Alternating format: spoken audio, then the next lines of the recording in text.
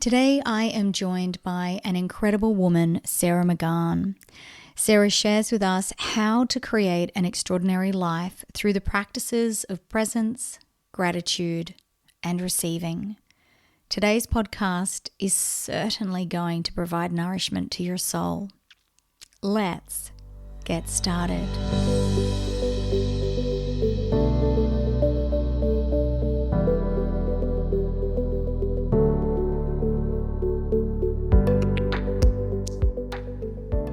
Hello and welcome to Live Mindfully with Laurie Moore.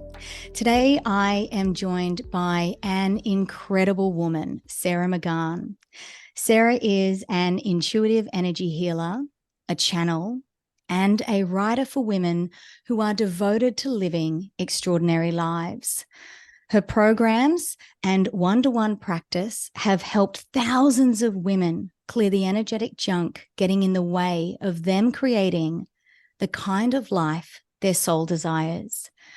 Sarah lives in New Zealand, is a self-proclaimed dog whisperer, which I think is really cool, and has over 25 years of training and experience, which she shares with her clients to create significant shifts in their lives. Sarah, thank you so much for joining me on the Live Mindfully podcast. This is a real honor for me because not only do I think that you are incredible in the work that you do, you are now the official first guest I have ever had on the podcast. Oh my gosh, am I? Oh, You wow. are. What an absolute privilege. Yay. I'm so excited. Thank you for inviting me. Yeah, it's so beautiful. And I've, since you reached out to me, I've been listening to your podcast, and I did share in my response to you that, like, you're such a great speaker and you're such a great interviewer. So it's my absolute honor and excitement to be here with you today. Oh, thank you, Sarah. Thank you so much. So just to give the listeners a little bit of context, I first came across one of your group programs around about 3 to 4 years ago. And as it often does, it came to me at a time in my life when I really needed it. At the time, I had 2 really small children. And that period of time in my life was all about giving.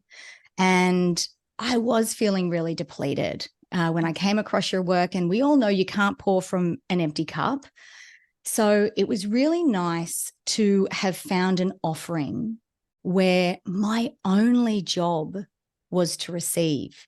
And I always walked away from our exchanges feeling a lot lighter, feeling a lot calmer, feeling a lot more in alignment.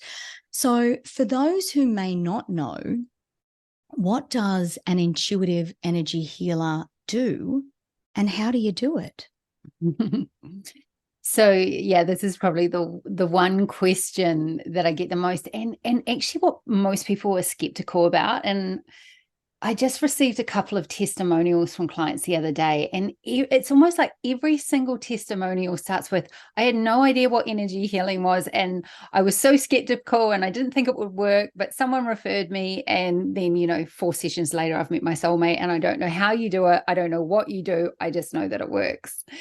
And so I am an energy healer. And so what I do is I have a direct connection, a high level connection to source. I'm attuned at a high level to really connect with source. And part of my practice is to be constantly deepening that relationship, nurturing that relationship with source.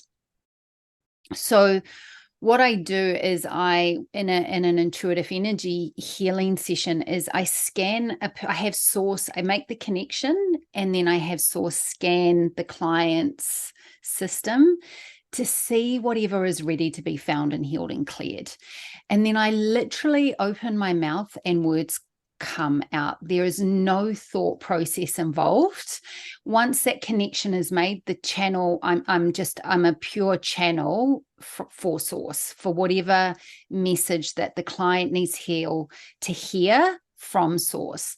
So I mean, there's a part of me that's like almost not even involved. Like I am involved, but I'm literally just the medium between source and whoever I'm healing, or the group of people that I'm healing at that time. So, and it's really amazing because sometimes I'll be like, I've shared it with a few clients. Sometimes I'm like, source will tap me on the shoulder and be like, come on, you need to say this. And I'll be like, I can't say that. No, I can't say that. And I try to get involved, but source just keeps kind of like going, come on. And then finally I'll say it, and that person will be like, oh my gosh, how did you know that? Like it's Oh, always, it's crazy. I know it's so crazy the So way, good. it happens sometimes. When I am working with source, I really, the level that we're working at is whatever is ready to be found and healed and cleared in the moment, whatever is ready to be transcended in the moment, because we never want someone to be over processed in a healing Yeah. session. I always want people to walk away feeling really, like you mentioned, feeling lighter, feeling more joyful, feeling like there's more direction, more clarity, more purpose, feeling more present, more gratitude, being more aware of the beauty in their life. And then all Mm. the other things, the relationships, the success, that's all that's all a side effect of how Yeah. we feel, essentially. How Who we we're feel showing with, up as in the world. yeah, how we feel and is the most important thing. Like our emotional state of being. Our emotions are states of consciousness. And so how we are feeling is so important. And so the fact that, you said after each session you felt lighter, you felt supported, all those things, that's really the goal of the healing, such that all the other things that you desire come to you because of how you're feeling. Yeah, that's amazing. So when you use that word source, what does that mean? And what does that connection to source feel like for you? So for me, source is universal energy. You may call it God, you may call it divinity, you may call it goddess, you may call it Buddha. It really, the word doesn't matter. I use source because that is a word that resonates for me. So I always say, whenever I'm healing my clients, just find a word that works for you, the word that Yeah. resonates for you. How it feels when I connect to source is, it feels like love Oh, that's beautiful. is really the only word for it. And one thing that I'm teaching a lot and sharing a lot about at the moment is that we are source energy. We come from source. And when our physical body expires, we will return to source. And there's actually been photographs taken. They can now photograph someone's body at the time of death and capture the energy field. Yeah, And they are amazing. seeing that it's been sucked into the vacuum of the universe.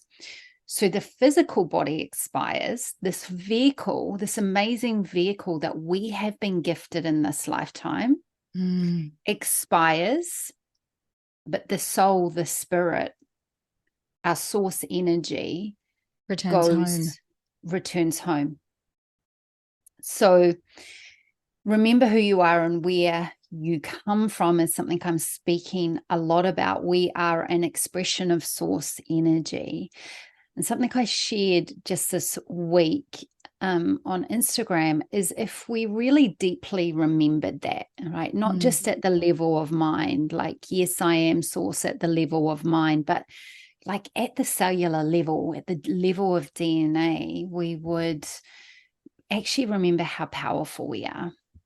And then all Yeah. that human conditioning, like I'm not good enough, that is something that is so debilitating to so much of humanity. Or I'm not worthy, or am I good enough, or will they like me, or da da da da, all those what I call interference. Mm. All of that would just disappear Yeah, it's very if we true. if we really came back into the remembrance of who we are, and Mm. who we are as an expression of source energy in this lifetime. And we've just come to have this human experience. Yeah. Yeah, it's very true. When I joined your first group healing, and certainly those that followed, I noticed something, and I'm seeing it again now talking with you. I credit a lot of your ability to hold such a beautiful space and to convey those messages with such clarity for your clients. And I presume that you do this for all of the people in your life, to your ability to be very present. I see you as someone who cherishes the present moment, as someone who lives with complete presence. And you've spoken in the past about this idea of extending our presence in the small moments. Are you able to elaborate on that idea for me? What does that mean? How do we do it? Yeah. So this idea of extending, of stretching our presence. And this is something that, again, I've been talking a lot about recently. So being present is being alive in our life, because our life is simply a series of inhalations and exhalations. That is what our life actually is. This moment right now is our life right now. And we are either in it or we are distracted. Interference is running the show, or we are present and we are grateful and we are aware of the beauty that is surrounding us and the abundance that is surrounding us. So, so interference, if I just define what interference is, how I define it anyway, is, many people would refer to it as the monkey mind. It's, the negative thoughts, the second guessing, the self-doubt, the imposter syndrome, going back to like past things that haven't healed and not being able to let go, all those sorts of things. It's all interferences, confusion, not having clarity. I don't know what I should do. That all of that is interference, and all of that pulls you away from the present moment. So when you're present, there's no space for, oh, I don't know if I should do that, or I'm not sure of what my next steps are, because you're actually just present right in that moment. In today's, with social media and technology where it's at right now, it's becoming harder and harder, more challenging, let's say, to be present. So what we want to do is we want to find these moments throughout our day. And they don't have to be long moments. They could be 30 seconds. It could be an inhale and an exhale. Just actually in that moment being aware of the breath in and the breath out. And then you go back to thinking or whatever, right? It's an interesting point you make with social media, because we've never been in a period in our lives where we've had so much insight into how other people are doing things. And that, I think, is what creates the second guessing, because we have so much exposure to how that person's running their business or that person's living their life, or where we didn't have that a long time, 10 years ago, 20 years ago, not as much. It's definitely information overwhelm. Yeah. When you hop onto any social media platform and it's like, do this, don't do that. You're like, oh my gosh, what should I do? I don't know. Yeah, definitely. Oh, Do gosh, you have, sorry, what were you going to say? It just creates confusion in our knowingness. So that's why it's actually really good to have, like, on a Sunday or one day a week, to turn your phone off, or to have a social media free day or a half a day, and just to put your phone on do not disturb, for even if it's just for 4 hours, because it's not always possible to take a whole day off, especially if you've got like children like you, where you're like, oh, I need to pick them up, or, I need to take them here or do this or whatever. But just to have some time, or maybe it's that you turn your phone off at 7 at night and it doesn't come on again until 7 in the morning. And it just goes away, and you don't take it to bed. You don't keep it in your bedroom with you. You just put the phone down. I think the other thing about presence is that it's such a gift.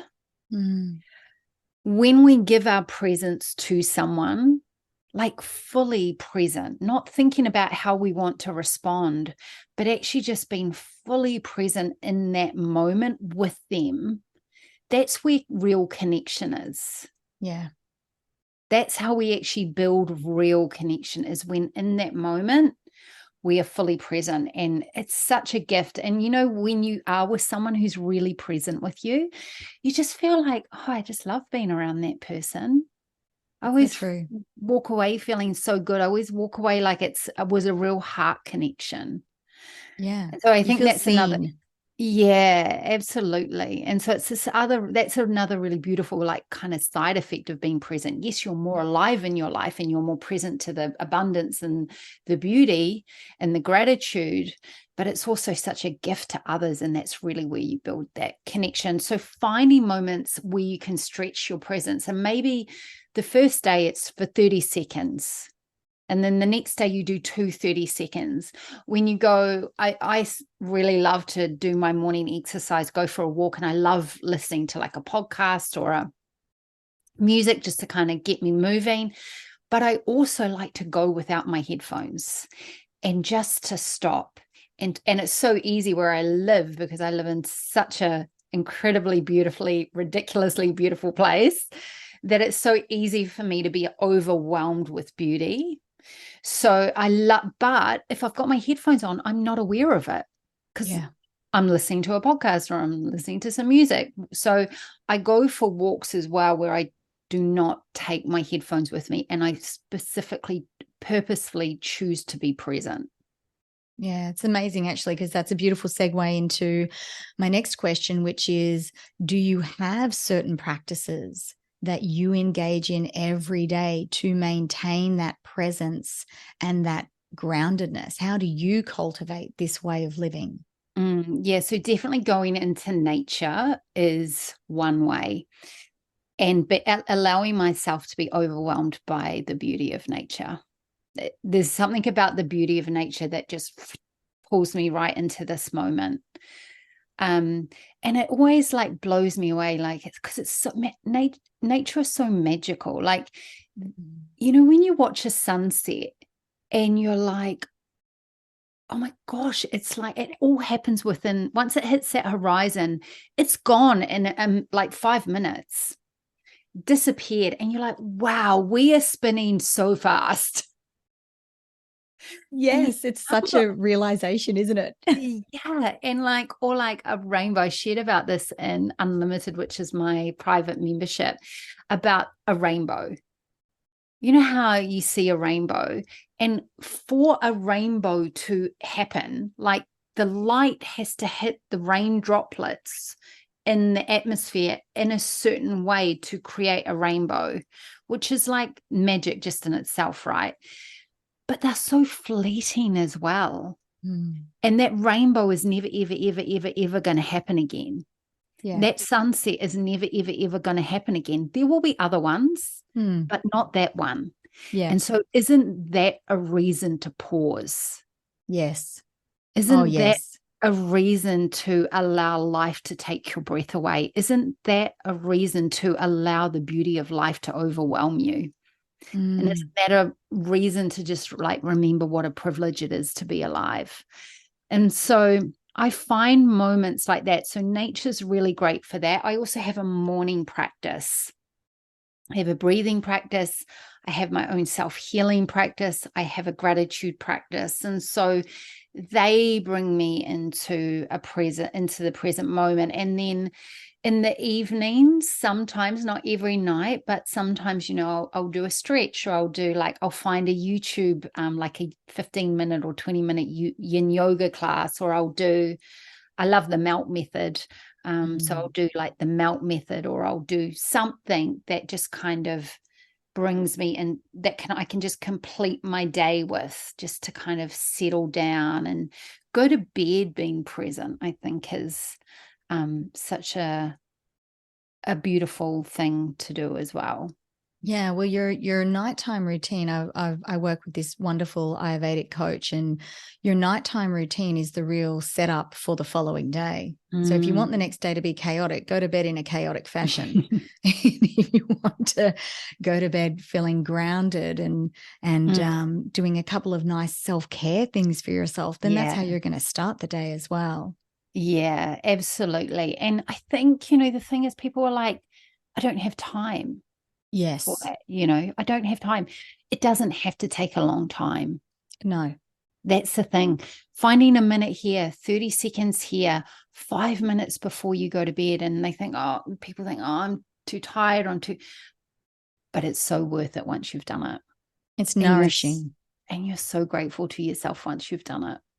Yeah. And then it will become habitual because that feeling will continue to encourage you to do it the next night and the next night and the next night. And it doesn't need to take a long time. And I know that, you know, I definitely don't do this. My phone does go onto airplane mode at 8 p.m. and I don't touch it again, but I can lay in bed and see my husband scrolling Facebook. And I'm like, you could be doing it then. Put the phone down and just take a moment and do it then. He uses Facebook as his wind down, so I'm not having a crack at him. That's his wind down. But if you're finding, a lot of people find that really energizing and then they can't go to sleep and then it keeps them up. It's very distracting. Totally. So use that time, put the phone away. I remember in one of your group trainings, and it was one of the free trainings that you did. And actually, you currently have a free training running. And we're going to chat about that at the end. And Sarah will provide all of those details for sign up. But in the training I did with you, and from memory, it was called How to Become an Extraordinary Receiver. And you said something that has stuck with me ever since. You said, every moment is an opportunity to receive. Every moment is an opportunity to receive. And I love that. I love those words because when you said that, it resonated so deeply with me. And I would love for you to elaborate on what it means that every moment is an opportunity to receive. So if we just take it at its most basic form, right now we're receiving oxygen. Oh, yeah. Okay. Every breath in, we are receiving oxygen, which we need to exist. Well, in this reality anyway. Very important. Yes, for the human body. It's the one thing that, you know, water's second if we, you know, but we can last for a couple of days without water. We can literally last, you know, a couple of minutes, maybe 5 minutes without oxygen. So depending, I mean, I do a lot of the Wim Hof breathing and a lot of, so I can actually hold my breath for quite a while. So like some people, it might be a matter of minutes. Some people, you know, who sort of practice, you know, longer term breathing or have a breathing practice, may be able to hold their breath for a little bit longer. So if you think about it, like right now, each moment you breathe in, you are receiving something. We can receive the clothes that we are currently wearing. When we deeply receive that, which we are actually already receiving right now, because each moment we are receiving. And I believe it is our birthright to receive.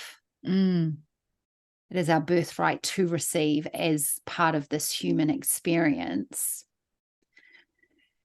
The more you allow yourself to receive what you already are receiving right now in this moment, the clothes, the support of the chair, you know, the clothes that you're wearing, the oxygen that you're breathing, the water that you're drinking, the conversation, the connection that you're having, you actually create more space to receive more, because it's sort of like, you know, when you stretch your presence, you're stretching your ability to receive.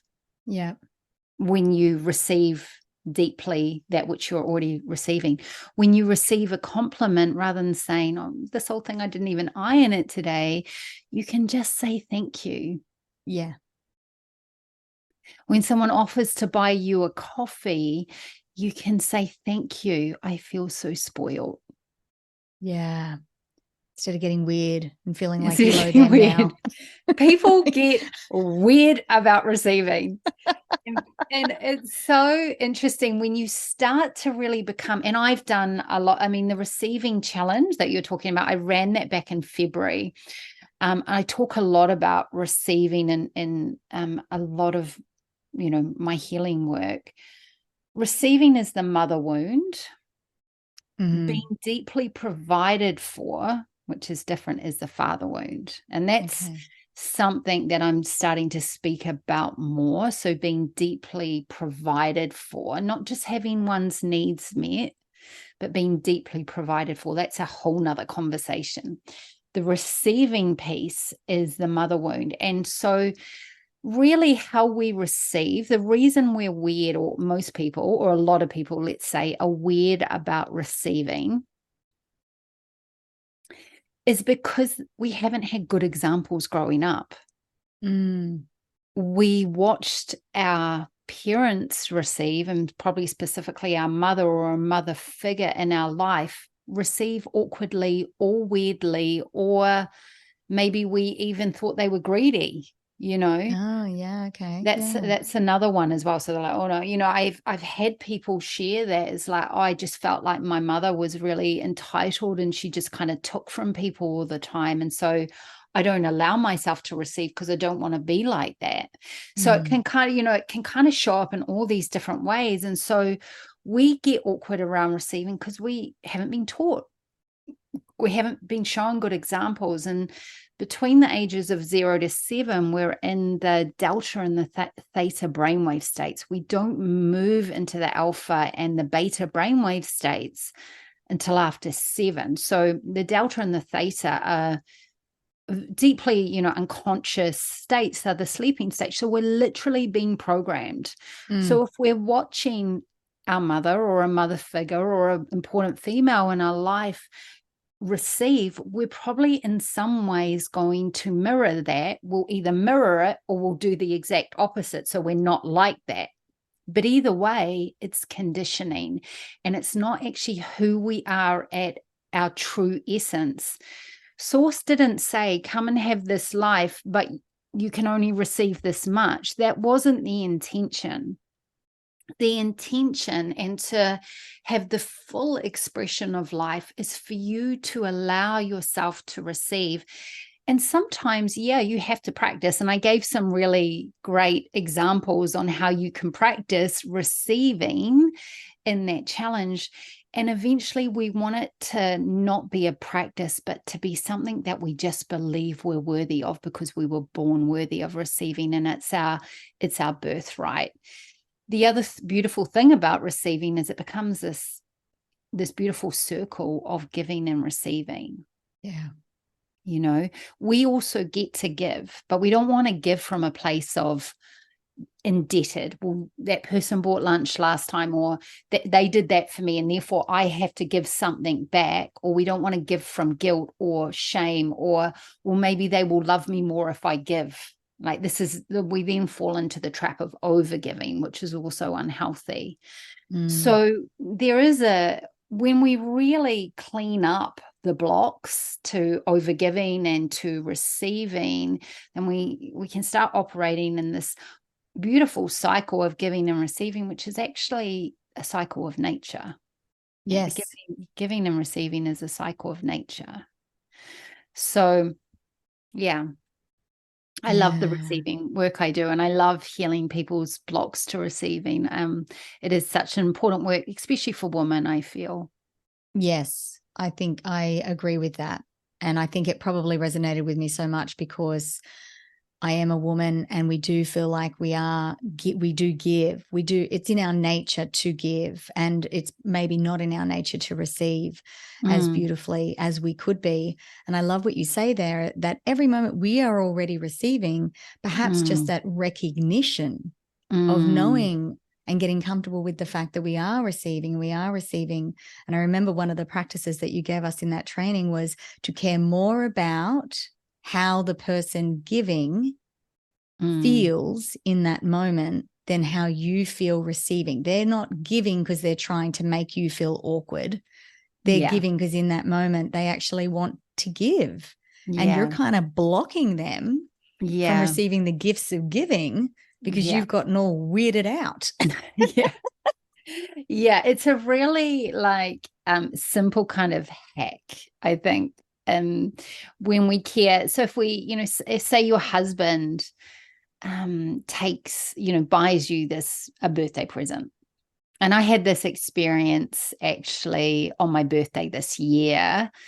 My partner is Rarotongan, and he bought me flights to Rarotonga for my birthday. And I was like, oh, and he said to me that morning, because he was going to Rarotonga, he was going home, and he said, do you want to come with me? I'd love to buy you tickets for your birthday. And I had this moment, right? And I'd just run the receiving challenge.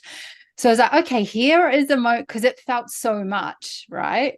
It felt so much. And I was like, I had this like kind of moment of like real like awkwardness and pause and like, oh my God. And I was like, that would be amazing. Thank you. I'd love to go there with you. But, you know, it was like, okay, you're being tested now. Yes. And we went to Rarotonga and we had the most amazing time. And it was just a whole week of receiving. It was like a really incredible time. It was so beautiful to go there because, you know, that's where my partner's ancestry is from, his bloodlines are from. So we have these moments, right, where it's like, how much am I willing to receive? But in that moment, we get to go, okay, yeah, I'm feeling uncomfortable about this. But we're also, I want that person, how does that person feel about giving to me? Yeah. Right? Maybe, you know, someone's gone out, maybe your husband went out and bought you a beautiful gift for your birthday and wrote you a message and a card and wrapped it. Or maybe it wasn't even for your birthday, maybe just because. And they give it to you, and it's like in that moment, it's like, oh no, it's too much, I can't accept it. Like that could have been my response to the flights. It's too much, they're too expensive. No, you don't need to do that, right? That could have been my response. I had a choice in that moment. Or we get to care in that moment about how we want the giver to feel because they've taken the time, they've thought about it, they've invested time, potentially money, thought, they've cared. And this is why people give to charities, because it makes them feel good. Allow that person to feel good when they give to you. And the beautiful thing is that when people feel good when they give to you, they just actually want to give to you more. Yes, because that's what they're getting back. They feel good. They feel good. They're like, oh, I made that person's day today. That's why I always say things like actually my best friend messaged me the other day and she said, hey, I just realized I didn't get you a birthday present. I was away at my birthday. She was like, I would love, how about I take you out for lunch? And I just wrote back and I said, I would love that. Amazing. You know, like we have these moments of opportunity where we get to make the giver feel amazing. So why not? Yeah, why not? Do you think that, how does gratitude play into receiving? Well, gratitude is the ultimate state of receivership. Yeah. When you are cultivating that emotional state of consciousness, which is gratitude, you are receiving. You are signaling to the universe, to source, to God, that you are receiving something in that moment. So it gives the energetic blueprint of receivership. That's why when we're deeply grateful for what we already have in our life, that's when, you know, because so many people, you know, there are some people who will be surrounded by abundance and wealth and, you know, all the things that they could desire, and they will still see lack. So, you know, it's really a choice how much we really deeply can be grateful for that what we are already receiving. And when we are deeply grateful for that what we are already receiving, we're signaling to the universe, I'm receiving right now. And the universe goes, or source goes, well, you're a great receiver, have some more. Amazing. Yes, Yeah. please, I will. Okay, yes, send it my way. Thank you. And look, I don't have a gratitude practice for that reason. Like, it's not like, oh, I'm gonna be grateful so I can receive more. That's just a byproduct. Yeah. I'm grateful because it feels good to be grateful. Yeah. That's amazing. Yeah, that's a good point. Oprah, I always call Oprah my good friend. She says, I haven't met her yet. She says that gratitude, you have? No, I said one day you will. One day. I was like, oh my God, you have? That's amazing. She says that gratitude is a major force field in establishing a better life. So how important, I mean, you touched on it already, but how important is gratitude in holding presence? Well, I feel like we can really only be grateful in the present moment. Yeah. Like, it's really hard to have a whole lot of interference running, like doubt and imposter and second guessing in the monkey mind. It's really hard to not be present and be grateful at the same time. Like self-doubt. I'm feeling self-doubt, or I'm feeling this, or can I do it? Or all these questions I don't know if I'm enough. Oh, but I'm grateful. Like they actually just don't go together. Yeah, they right? jar. So we really, for me, gratitude is a present moment practice. Yeah. It's a present moment practice. I think I would agree with that, because without the presence, you can't be living in a space of gratitude. And without the gratitude, you can't be living in a space of receiving. So it all works together, but it all comes back to that cultivating that practice of presence and cultivating that practice of grounding yourself. And I've said it before on the podcast, and I'm going to say it again. For some people, it's being in nature. For some people, it might be painting. It might be like, find what brings you joy, learn what brings you joy, because when you are in those pockets of joy, you are present. That's what joy is. You're present in those moments. And so you don't have a gratitude practice. You mentioned that before, but what might a gratitude practice look like for somebody who feels like they're doing that practice of presence and they want to extend that now into a practice of gratitude? So I do have a gratitude practice. It's a really important part of my morning practice, or my sort of set of rituals that I do in the morning. So the first thing I do in the morning is I get up and I do a breathing practice. And I love the Wim Hof breath, but I also do like a Soma breath. So just depending on how I'm feeling, because I find with those kind of quite strong breathing techniques, they bring me into the present moment more than anything. And I do it as soon as I get up, because I'm a morning person. If I go and do something or turn on my phone, or I'm like, it's a done deal. Like, that's not happening for me today, right? So I'm really consistent with getting up and doing my breath. If I need to, like, go to the toilet or brush my teeth or scrape my tongue or drink my water, I'll do those few things, but with as little movement as possible. And then I go straight into a breathing practice, and then I go straight into a gratitude practice. So for me, my gratitude practice starts with source. And what I say, the first thing I do is I say, good morning, source, I love you, because I have this ability to heal, my ability to financially support myself, and to be provided with all the resources I'm provided with is directly based on my relationship with source and my ability to heal through source, to be a channel for source. So for me, gratitude is so easy, and it's so easy for me to be overwhelmed because of, like, I get to do this work in the world because of source. And so I say, good morning, source. I love you. Thank you for healing me in this lifetime. Thank you for being my partner. Thank you for collaborating with me. Thank you for guiding me. Thank you for showing me the way. Thank you for trusting me. Thank you for allowing me to share your message, with my clients. Thank you for allowing me to heal people. Like, it's so easy in that moment for me to be overwhelmed with gratitude, because you'll hear this, oh, it doesn't matter if you're not grateful, just fake it till you make it, right?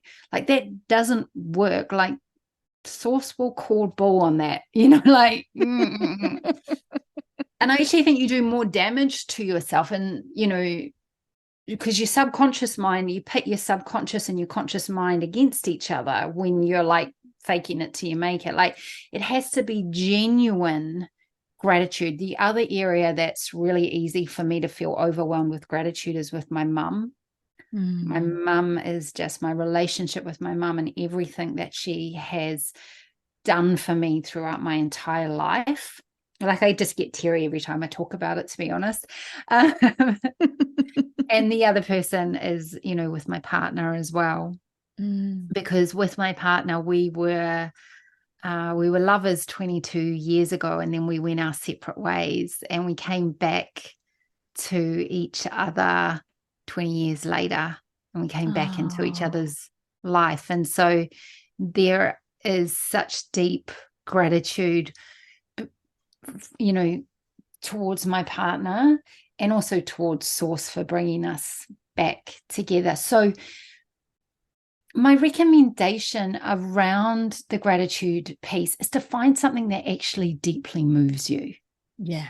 Like, great deeply advice. moves you.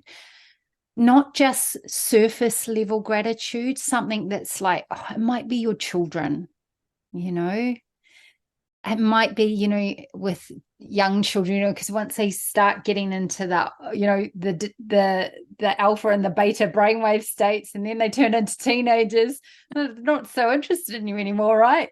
So, like, being so grateful in those moments, when they're beautiful little children and they want to come and they want to put their head on your chest and just give you a cuddle, just saying, Mum, you're just the best. I love you so much. Like, find something that actually moves you. I had a session with with one of my one-to-one clients the other day, and I said to her, like, the fact that these two souls, your two children, chose you to be their steward, their guide, their caretaker, their mother in this lifetime, that is something that will deeply shift you into gratitude.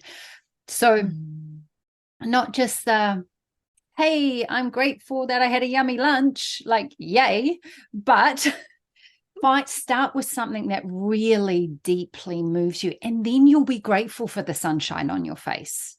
Yeah, that's true. That's true. Because when children are a great one, because when they're little, all they want to do is have a relationship with you. And if you miss that moment, they'll get older and they'll have their own lives, and that moment will have passed. But I love that idea of find something that, you're deeply connected with, that you're already so deeply grateful for, and a person like a very close person to you is a beautiful way to do that. That's some great advice. That's a very, very good. I've not heard it put like that before, so I think that's going to really resonate. It certainly did for me, and I feel like we have really landed in this space where presence and gratitude are probably two of the most important factors when creating an extraordinary life. And we've spoken about doing little little practices each day to move yourself into that space, what else can we do that holds us in this space more often? Yeah, so I think finding those moments of presence and finding something that deeply moves you in terms of gratitude.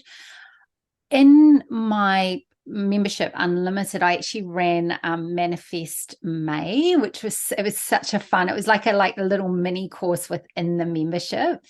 And one of the pieces was gratitude, and women did it in all sorts of different ways. So some of them wrote out like a manifesto, and then they read it every morning. But what was so beautiful is one of them said, and then I stopped having to read it, and I was just grateful when I was sitting outside and the wind was blowing in my face, and it wasn't something I had to practice anymore. It was just my whole being just overflowed with gratitude. So that's where we want to get to with the gratitude practice. Not, yes, practice it at first, something that you do, and find a way that works for you. It might not be the way that it works for me. It may not be in that exact way. Find your way, and it will come to a point where it just starts, where you just feel grateful 1,000 times a day, just because you're reminded of what an absolute privilege it is to be alive. The other two pieces that I think are important is beauty. When you are present and you are grateful, you naturally accentuate the beauty in your life.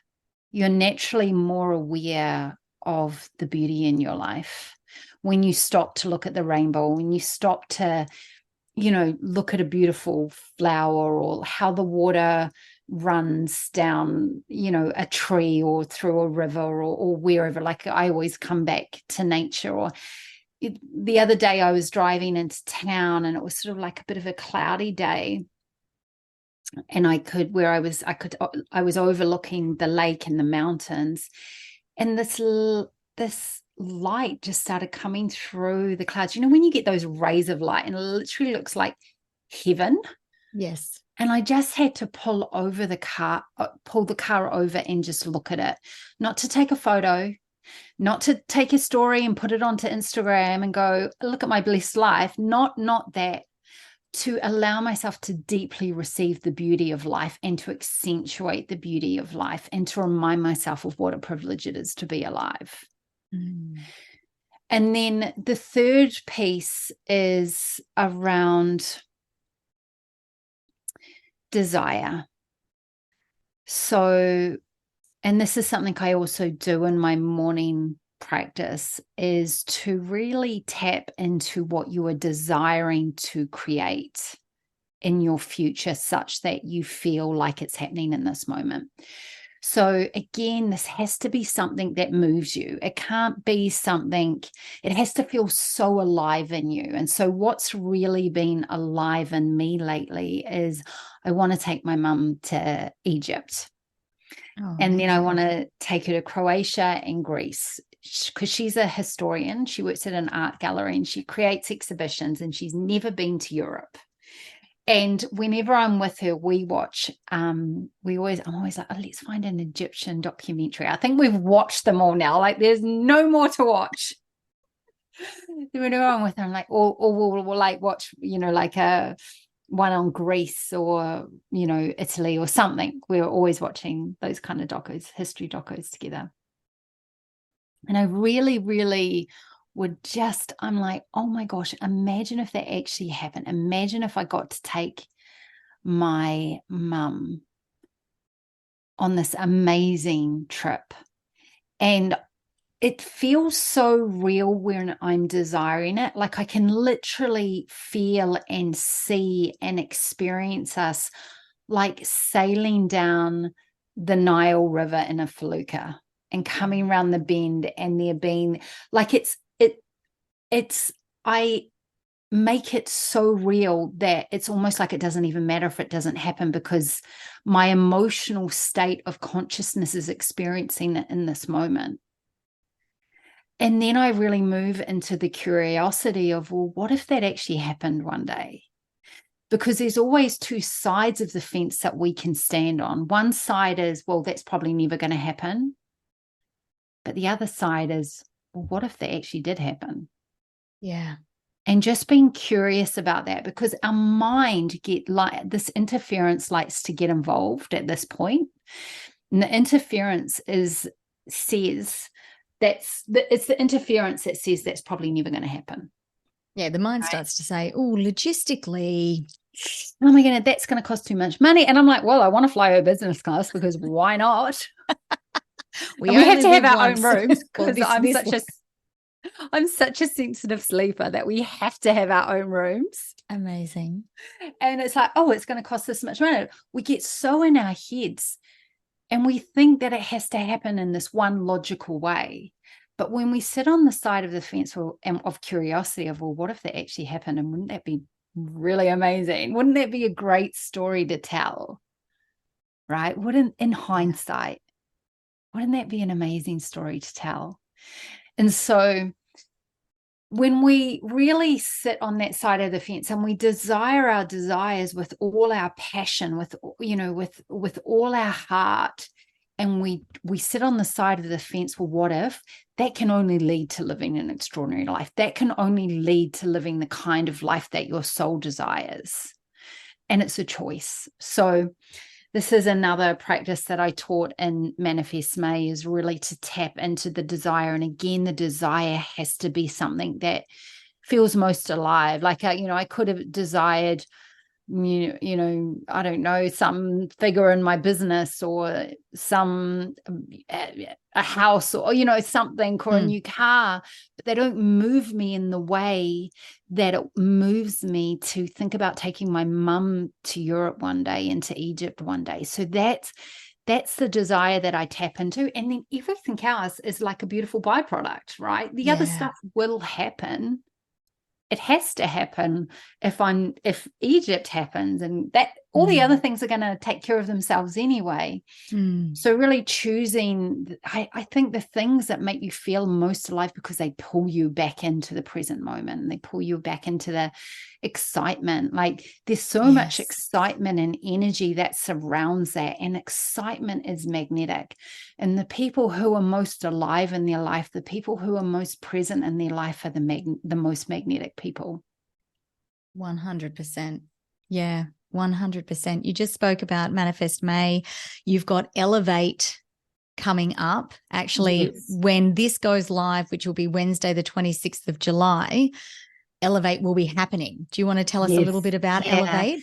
Yeah. So Elevate, it's a 3-day masterclass. So I run 3 free masterclasses or challenges. So the Become an Extraordinary Receiver Challenge was a free challenge that I ran in February. So this is the first one I've run since then. I will run one more before the end of the year. But yeah, I thought let's do a midway point. And this masterclass is really a remembrance. It's a reminding you of these very simple tools: presence, gratitude, practice, and beauty. Presence, gratitude, and beauty. It's because we know this stuff. It's not like this is new, right? This isn't new. It's just that we've forgotten. And so I'm going to be sharing a very micro energy teaching each day, because right now it feels like this information overload. So I don't want it to be an information overload. I want it to be a micro teaching that you can take this one practice, put it into your life today to experience a shift today. And then it's very much going to be like a restorative healing session. So each day there's a micro energy teaching followed by a beautiful deep group healing with me, and it's completely free. So we will be started by the time this goes live, but the teachings and the healings are available until the 8th of August. So if you listen to this podcast before then, you can still register. Just pop over to my website to register. And get access to Oh, I'm those. very excited because I am joining. You And are. I am, and I will be providing the link to Elevate in the show notes. What other ways can people connect with you? So the easiest way to connect with me at the moment is through my Instagram, and I share love notes from Source on there, which is beautiful. So as I deepen my relationship with Source and really go deeper and deeper into that every day, I'm sharing messages and love notes from Source to guide whoever reads it in their life. So my intention really is for anyone who comes in, encounters me in any way, is for them to feel more presence, feel more gratitude, be aware of the beauty, feel, I guess, more elevated in their life, which is why I called the masterclass Elevated, to feel elevated, not like there's something wrong to fix, but that it's already here. We've just got to tap into it. Yeah, so beautiful. And your handle on Instagram is at Sarah, SARAH McGahan, MCGAHAN. And I will also provide the link to connect with Sarah on Instagram. And I'll put your website on there as well. Yeah. Which you'll go to with the Elevate link anyway. Sarah, oh my goodness, my soul feels so nourished. Thank you so much for spending this time with us today. I really appreciate and value you. And I thank you for the work that you're doing in this world, because it's important and it's beautiful. Thank you. It's been an absolute delight chatting to you today. Amazing. Thanks, Sarah. Take care. You too. A big thank you to you all for listening to today's podcast. As I have mentioned, all of the links to connect with Sarah and to join Elevate, her free 3-day masterclass, are available in the show notes. I hope that the content today has resonated with you in the same way it has with me. Have an amazing week and weekend. Please help us spread the joy and knowledge of how to create an extraordinary life by sharing this episode with your family and friends and across your social media. I will be back again next week. Until then, take good care of yourself.